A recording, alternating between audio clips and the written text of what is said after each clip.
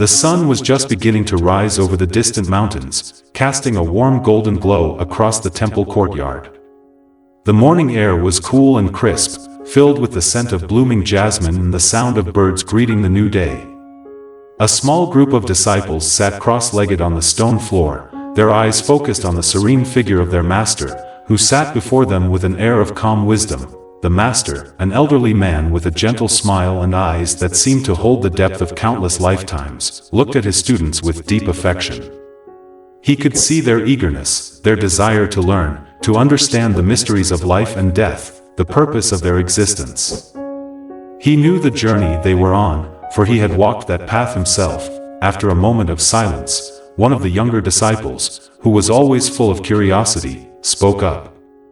"Master," he began, his voice filled with earnestness, "we've learned so much from your teachings about the Dharma, about compassion and mindfulness. But there's something that still confuses me. You often speak of the cycle of samsara, the endless cycle of birth, death, and rebirth. How did the Buddha, our great teacher, come to understand this? How did he find the way out?" The other disciples nodded in agreement, their faces reflecting the same question. The master smiled softly, as if he had been waiting for this moment. He took a deep breath, the lines on his face softening as he prepared to speak. "Ah, my dear students," the master began, his voice gentle yet filled with the weight of experience, "the question you ask is one that has been asked by seekers of truth for countless generations. It is a question that touches the very heart of our existence. To understand how the Buddha came to know the truth of samsara and how he found the way out, we must journey back, far back, to a time before he was known as the Buddha, when he was still like you and me, wandering through the vast and endless cycle of life and death." He paused, letting the anticipation build, his eyes sweeping over the attentive faces of his students. "You see," he continued, "before Siddhartha Gautama became the Buddha, he lived many lives, just as all beings do. In each of those lives, he learned and grew, slowly cultivating the wisdom and compassion that would one day lead him to enlightenment. But it was not an easy journey, nor was it a short one. It was a journey through countless lifetimes, filled with trials and sacrifices, through which he discovered the truth of karma, the cause of suffering, and ultimately, the path to liberation." The disciples leaned in closer, their curiosity piqued, eager to hear more. The master saw their eagerness and smiled, a twinkle in his eye. "I will tell you of these past lives," he said, his voice rich with the promise of ancient tales. "I will tell you of Sumedha, who walked the earth during the time of Buddha Dipankara, of Prince Vesantara, who embodied the virtue of generosity beyond measure, of the Phoenix King, whose desire led him into a hunter's trap, and of Setaketu, who remained steadfast on his spiritual path even in the pleasures of Tusita heaven. And I will tell you of the humble rabbit who, in a past life, gave everything for the sake of another." The master's voice grew softer, inviting them into the stories. Each of these lives is a lesson, a step on the long road to enlightenment. Through these stories, you will see how the Buddha, like all of us, struggled and learned, how he was bound by the same forces of karma and desire, and how he ultimately transcended them. These stories are not just about the past, they are about you, about the journey you are on. So, listen closely, and let these tales guide you on your own path to awakening.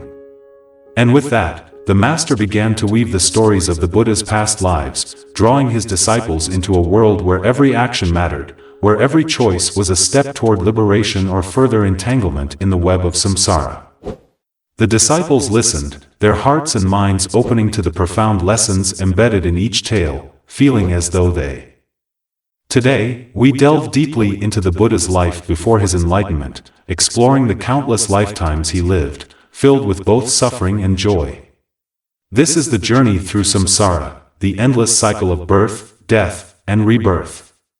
Think about this for a moment. How many lifetimes have you already lived? How many more will you have to endure before finding liberation? The Buddha himself experienced this cycle over and over again. Imagine the infinite number of forms he took, the lives he lived, each one a step closer to awakening. This cycle, called samsara, is like a vast ocean without shores, where beings are continuously tossed by the waves of existence, from life to life, often without any memory of who they were or what they have done before. Doesn't that make you wonder about your own existence and the choices you make daily?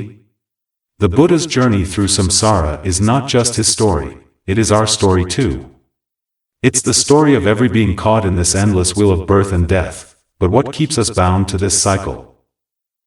That is where karma comes in, a concept often misunderstood, but so vital to our spiritual journey. Karma, my dear students, is not just a simple tally of good and bad deeds. It's the intention behind every action, the seeds we plant with every thought, word, and deed. Think about that. Each moment, we are planting seeds that will ripen into future experiences.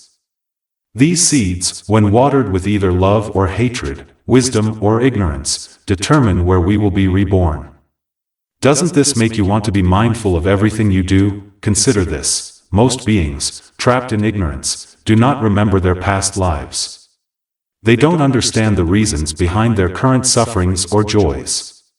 They move from one existence to another, driven by their accumulated karma, unaware of the deep patterns they are caught in. Isn't it tragic to think that so many live without understanding the causes of their own experiences? Yet, the Buddha, after achieving enlightenment, was able to recall his past lives, gaining the ability known as Pabbenavasanasadhya with Maikrane. He could see not only his previous lives but also the lives of others, understanding the vast web of karma that binds all beings. Let me share with you a profound moment from the Buddha's teachings.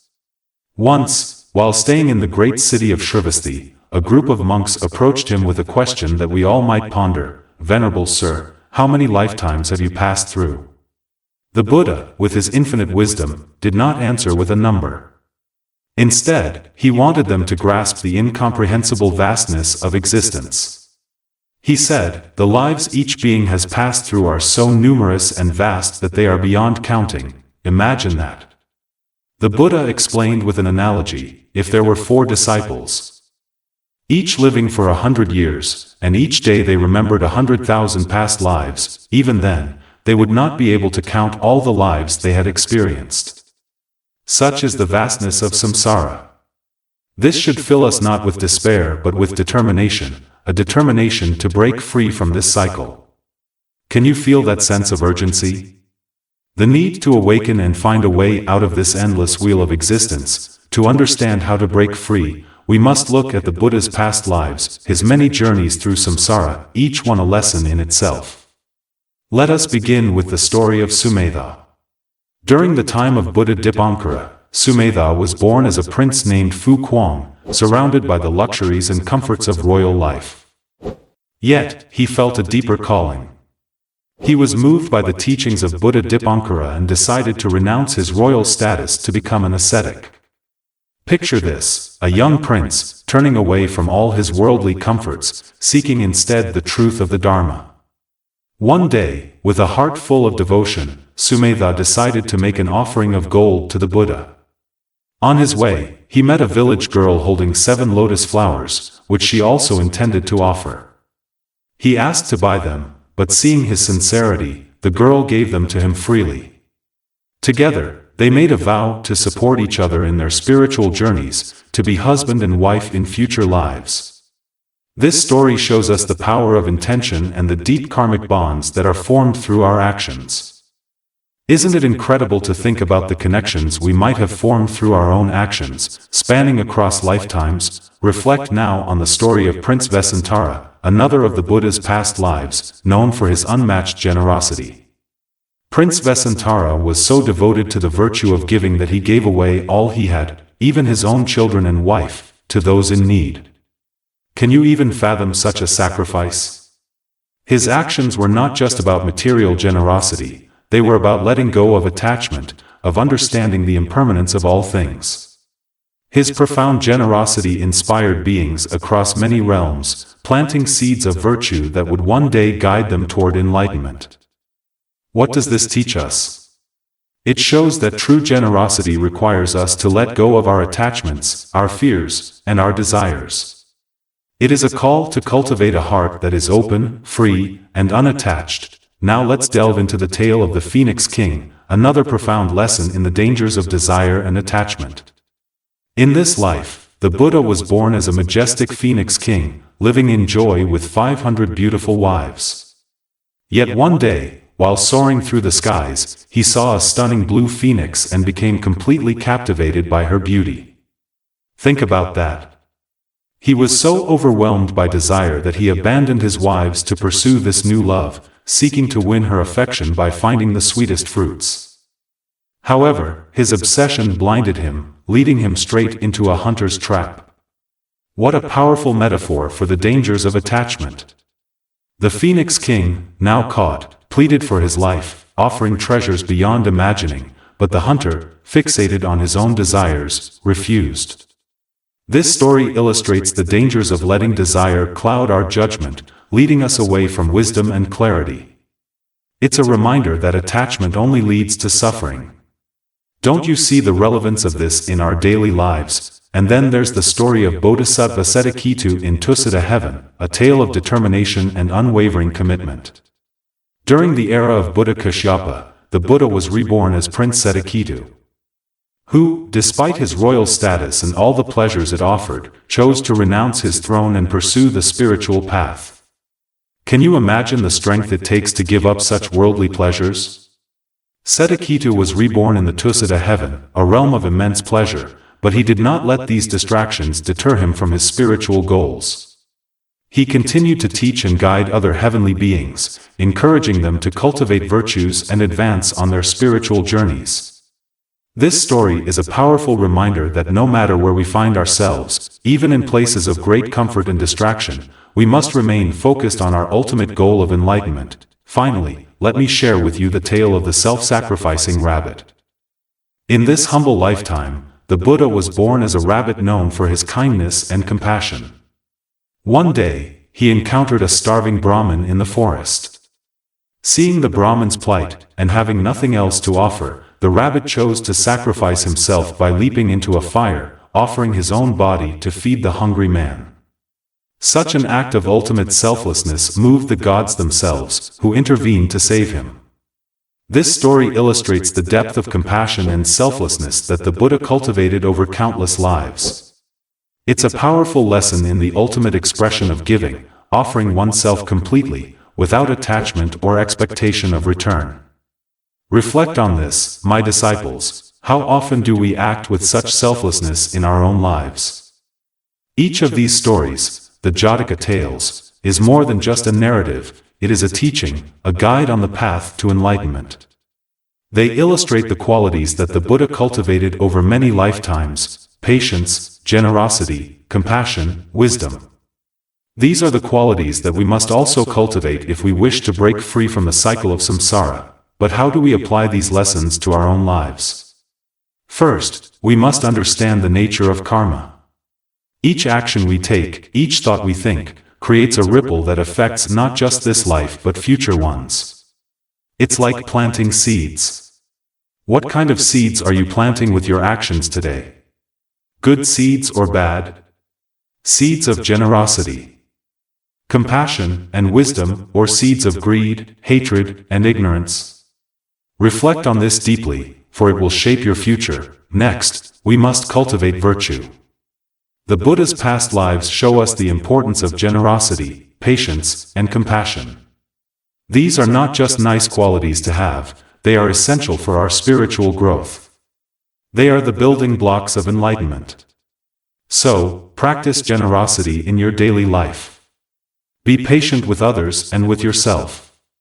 Cultivate compassion for all beings, understanding that we are all on this journey together. We must also practice renunciation and detachment. Many of the Buddha's past lives demonstrate the importance of letting go of worldly attachments. This doesn't mean we must give up everything, but we must learn to hold things lightly, understanding their impermanent nature. Don't cling to material possessions, relationships, or even your own identity. Everything is in a state of flux, constantly changing. By letting go of our attachments, we find true freedom. Lastly, take inspiration from these stories. The Buddha's journey was not easy. It required countless lifetimes of effort, sacrifice, and dedication. But he persevered, and so can we. Let these stories encourage you to continue on your path, even when it feels challenging. Remember, every step you take, every effort you make, brings you closer to enlightenment. In conclusion, the Buddha's journey through samsara is not just his story, it is our story. It's a reminder of our own potential for awakening. We, too, can break free from the cycle of birth and death. But we must commit to the path, cultivate virtue, understand karma, and practice renunciation. As the Buddha said, "I am already a Buddha, sentient beings are Buddhas yet to be." Let this be our guiding light, inspiring us to strive for liberation, not just for ourselves, but for the sake of all beings. As the morning sun climbed higher into the sky, casting its warm light across the temple courtyard, the master's voice slowly trailed off. He had spent the better part of the morning recounting the Buddha's many past lives, the trials, the sacrifices, the profound lessons learned. The disciples sat in rapt attention, their minds full of the vivid images painted by their master's words. There was a deep silence in the courtyard, a silence filled with reflection and contemplation. The master allowed this silence to linger, giving his students time to absorb the stories, to let the teachings sink deep into their hearts. Finally, the youngest disciple, who had asked the initial question, spoke up again. His voice was softer now, more introspective. "Master, these stories of the Buddha's past lives are so rich with wisdom and meaning. But how do we apply these lessons to our own lives? How can we, in our small ways, follow the path that the Buddha took?" The master looked at his young disciple with great affection, nodding thoughtfully. "A very good question," he said. "The stories I have shared with you today are not just tales of the past. They are mirrors, reflecting our own journey, our own struggles, and our own potential for awakening. Each of you, in your own life, faces challenges, temptations, and choices. And in each of these moments, you have the opportunity to plant the seeds of your future, seeds of wisdom, compassion, and virtue." He paused, letting his words resonate with his students. Take, for example, the story of Sumedha, who chose to renounce his royal life to follow the path of the Dharma. What does this teach us? It teaches us the power of intention and the importance of making choices that align with our deepest values and spiritual aspirations. Every choice you make can be a step toward your own awakening, just as it was for Sumedha. The disciples nodded, their eyes wide with understanding. "Consider also the tale of Prince Vesantara," the master continued. His extraordinary acts of generosity were not just about giving away material possessions, they were about letting go of attachment, about understanding that nothing truly belongs to us. In your own lives, you can practice this same generosity, not necessarily by giving away everything you have, but by letting go of your attachments. By being willing to give of yourself for the benefit of others. This is the true spirit of generosity. The master's gaze moved slowly across the circle of students, pausing on each face. "And what of the Phoenix King?" he asked. "His story teaches us the dangers of desire and attachment. It is a reminder to be vigilant, to not let our desires cloud our judgment or lead us away from the path. In your own lives, reflect on your desires. Are they leading you toward wisdom, or are they binding you more tightly to samsara?" He smiled gently at the disciples, seeing the reflections in their eyes, the realizations beginning to dawn. "And then there is Setakitu," the master said softly. Even in the heavenly realms, amidst great pleasure and ease, he remained true to his vow to seek enlightenment. This is a lesson in commitment, in steadfastness. No matter where you find yourselves, no matter the distractions or challenges you face, remember your commitment to your spiritual path. Stay true to it, as Setakitu did. A serene silence settled over the group again. The master let the stillness speak, feeling the depth of his students' contemplation, and lastly, he continued after a moment, "There is the story of the self-sacrificing rabbit, who gave everything, even his own life, for the sake of another. This is the ultimate expression of compassion and selflessness. In your own lives, think of how you can serve others, how you can act with kindness and compassion, even in small ways. It is through these small acts of love and generosity that we begin to walk the path of the Bodhisattva. The disciples nodded, their faces illuminated by the morning sun and the understanding that was slowly dawning in their hearts. The Master took a deep breath and smiled warmly. You see, my dear students, the Buddha's journey is not so different from your own. It is a journey of growth, of learning, of awakening. It is about making choices, big and small, that lead us closer to wisdom and compassion. And remember, you are not alone on this path. We walk it together, supporting one another, just as the Buddha supported his disciples. He paused, letting his words sink in, feeling the connection he shared with each of his students. As you leave here today, carry these stories with you. Let them be a source of inspiration, a reminder of your own potential for enlightenment. And know that each step you take on this path, no matter how small, brings you closer to your true nature, to the Buddha within you. The disciples bowed deeply, filled with gratitude and reverence for their master's wisdom. As they rose and began to disperse, each carried with them a renewed sense of purpose, a deeper understanding of their path, and a commitment to continue their journey toward awakening. Guided by the timeless wisdom of the Buddha's past lives, the Master watched them go, his heart full, knowing that the seeds of wisdom and compassion he had planted in their hearts today would grow and flourish, guiding them on their journey through life and beyond.